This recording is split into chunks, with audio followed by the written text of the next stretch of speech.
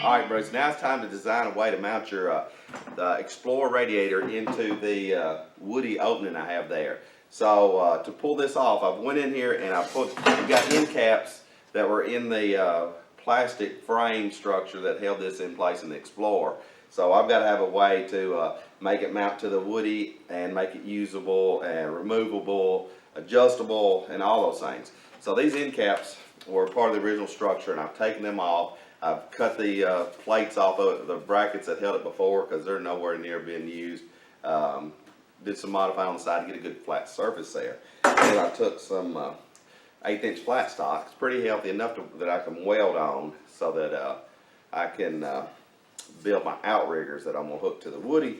And then I've taken and did me an outline of your side panel, and I've come up with this. Got both your side end caps off the radiator, and I've got both your plates made. I've sanded, pickled, and primed each one of them, and they're going to fit just like that. So now I've got your 3M 2-part epoxy here, and I'm going to get it out here. And I've got about an hour working time with this stuff.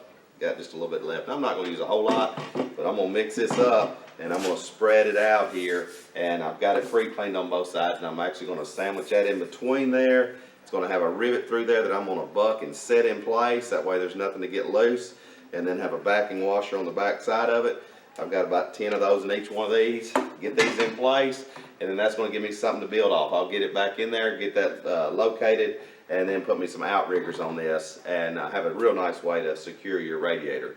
Now I've got your plates on, and the glue is set overnight, and it is extremely strong, so it's riveted and glued on there. I've made these little small panels. These are going to bolt on. I'll have 4 bolts in each corner, and I'll have one. I've got my center line marked here, and then I'll have one up here, and build me some more outriggers to hook to the frame, and these will be your radiator supports. So that's your upper, that's your lower. So I've got them where they bolt in and remove. You can put the radiator in with them in place. Makes it really easy to get in and out. Now I'm going to pull them out, add some gussets, and make them a little bit stronger. All right, here's your removable radiator mount brackets roughed in, and now I'm going to wet them solid and finish them up. I got you 4 real nice brackets made, primed, pickled, primed, and gussets installed. The way I've moved those frame rails out, it gave me clearance from my air conditioner line and made this thing completely removable with the brackets bolted in place, and comes out as one unit. Now it's a heavy dude, but it'll make it nice and serviceable for later. So now that I got all this in place and it's completely tight, locked down and all, I'm going to put it back in there and see if anything's moved, tighten it in place, and then hopefully they'll be done with the radiator stuff. Alright Bruce, I got your radiator mounted back in completely, every nut, every bolt. After all that welding, I was real careful with the welding so I didn't move the lips around at all, and it bolted just beautifully in place. Now it's extremely strong and serviceable. Fans in a good spot, the hood clears good, so I'm very tickled with that. So now I've got this air dam that was on the 50 model car of yours that's here, which this Woodie had one too, it just didn't come with it. I'm going to modify it in to make it your tie bar and your blend piece here from the old to the new, and it's going to be perfect. It kind of matches the engine, and I mean, it's like it was meant to be. So now I got your original Woodie air dam clean, blasted, pickled, and primed. I've got it located in place by using some Play-Doh. I put on in a couple of spots on here, shut the hood, make sure I got a real nice, I got about a 1/2 inch clearance all the way through, and then I'll put your seal back on here, and this will be a great air dam for this radiator.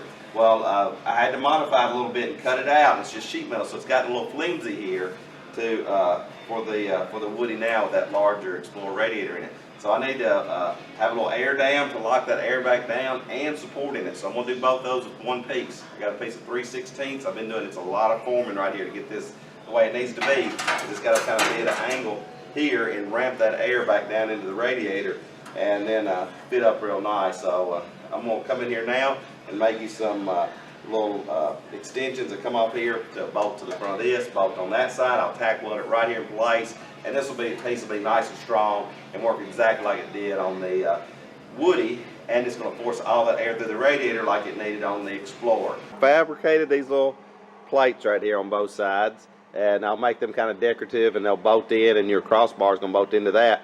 And then I've got some Play-Doh on here on all four, on 3 spots here, and I've shut the hood down, and I've got a 1/2 inch clearance all the way around, so I'll be able to put a seal back across that, and I've got the air dam in the bottom of it that lines it back up with the original air dam of the Explorer. Here it is. This was an extremely difficult piece to make. I've had to walk away a few times just because so much is going on. One, I've had to use this piece as the blend from the 50 model to the Explorer. Two, I finished out the air dam system that was on the 50 model and had to make this landing seal right up against the hood. Well, the inner structure of the hood was off a little bit, and had to reset this front end to make sure the hood stroke would strike in the right place, and that took a lot of setup, but I've got that where that works now. I had to add structure. This is 3/16 all on the bottom of this to make it strong enough to support the fenders along with my diagonal bars. Alright, Bruce, here it is, and you can see how well that blended in there. That 50 model transition to the Explorer is looking really nice, and I've got that 3/16 plate metal just fitting just right against the radiator. I'll be able to put the factory Ford Explorer seal right back in there to force that air through your evaporator. Looks great, your diagonal bars are in place, but that was an extreme difficult piece to make just because it has to strike against the radiator, it has to strike against the inside of the hood, and it has to strike in the proper location for the frame supports. So I'm glad that job is over. Now let's work on something else for a little while.